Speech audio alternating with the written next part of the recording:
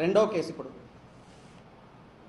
CC number 119/2018 కేసులో ఫిర్యాదుదారుడు ఎం Shyam Sundar CGS అనే స్వచ్ఛంద సంస్థ ద్వారా PVR multiplex, Vijayawada municipal commissioner మరియు కృష్ణా జిల్లా జాయింట్ కలెక్టర్లను ప్రతివాదులుగా చేర్చి ఈ ఫిర్యాదును దాఖలు చేసినారు.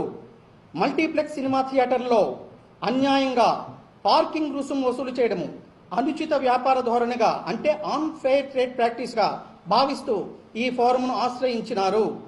అయితే మొదటి ప్రతివాది అయిన పీవీఆర్ మల్టీప్లెక్స్ వారు దీనికి సమాధానంగా ఈ వివాదాన్ని స్వీకరించే అధికారం ఈ ఫోరంకు లేదని, మల్టీప్లెక్స్లోని సినిమా హాల్స్ నిర్వహణ మాత్రమే తాము చూస్తున్నామని, ఇతర ఉమ్మడి ప్రదేశాల్లో నిర్వహణ మాల్ అధికారులకు సంబంధించిన అంశమని, పార్కింగ్కు సంబంధించి తనకు ఫిర్యాదుదారుడికి ఎటువంటి ఒప్పందము లేదని, పార్కింగ్ నిర్వహణ మొత్తము రిపెల్స్ మాల్కు సంబంధించిన అంశమని, రిపెల్స్ మాల్ను పార్టీగా చూపించకపోవడం తీవ్రమైన లోపంగా భావించి ఫిర్యాదును కొట్టివేయమని మొదటి ప్రతివాది కోరడం జరిగింది.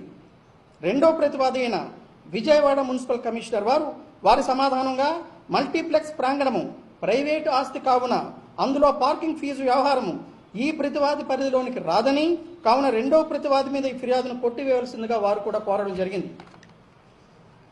మూడో ప్రతివాది అయిన కృష్ణా జిల్లా జాయింట్ కలెక్టర్ గారు హాజరు కాలేదు.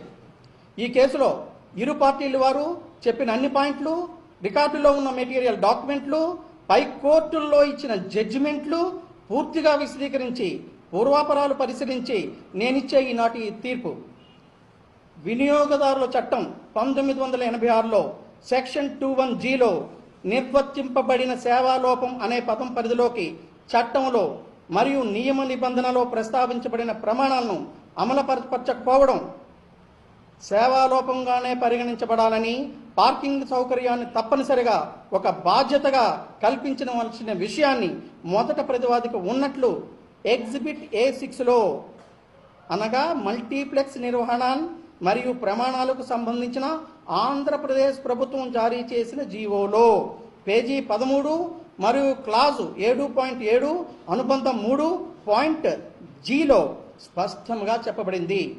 గౌరవ ఏపీ హైకోర్టు వెలువరించిన తీర్పులో CH Madan Mohan and others versus municipal corporation of Hyderabad and వర్సెస్లో కూడా పార్కింగ్ సదుపాయాన్ని కల్పించవలసిన బాధ్యత వాణిజ్య సముదాయాల, ఆస్తి హక్కుదారుల మరియు అద్దెదారులపైన కూడా ఉంటుందన్న విషయాన్ని స్పష్టంగా చెప్పబడింది. తత్ఫలితంగా పార్కింగ్ను ఉచితంగా కల్పించవలసిన చట్టపరమైన బాధ్యత మొదటి ప్రతివాది అయిన పీవీఆర్ మల్టీప్లెక్స్ మాత్రమేనని ఫోరం దృఢమైన అభిప్రాయానికి వచ్చి ఈ క్రింది ఉత్తర్వులను, సూచనలను జారీ చేయడం జరిగింది. పార్కింగ్ నిమిత్తం చేసిన 40 రూపాయలను మొదటి ప్రతివాది ఫిర్యాదుదారులకు చెల్లించాలి. 2.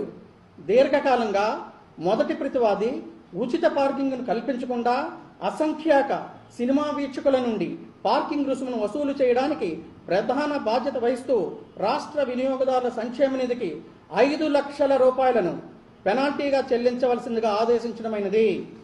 ఫిర్యాదుదారుడికి ఖర్చుల నిమిత్తము 5,000 రూపాయలను చెల్లించమని మొదటి ప్రతివాదిని ఆదేశించడమైనది.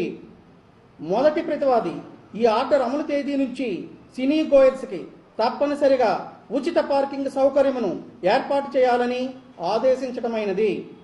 సూచన: రిపెల్ మాల్, మిగతా మాల్స్, వేరే మల్టీప్లెక్స్లు లాంటివి ఈ కేసులో ప్రతివాదులు కానప్పటికీ ఈ కేసులో ఉదాహరించిన గౌరవ హైకోర్టు ఉత్తర్వులలోని నిబంధనలను వర్తించే అందరూ ఉచిత పార్కింగ్ సౌకర్యాన్ని కల్పించే బాధ్యతను 2-3 ప్రతివాదులైన విజయవాడ మున్సిపల్ కమిషనర్ మరియు కృష్ణా జిల్లా జాయింట్ కలెక్టర్లు తీసుకోవాల్సిందిగా సూచించడమైనది. Thank you very much. Thank you one and all.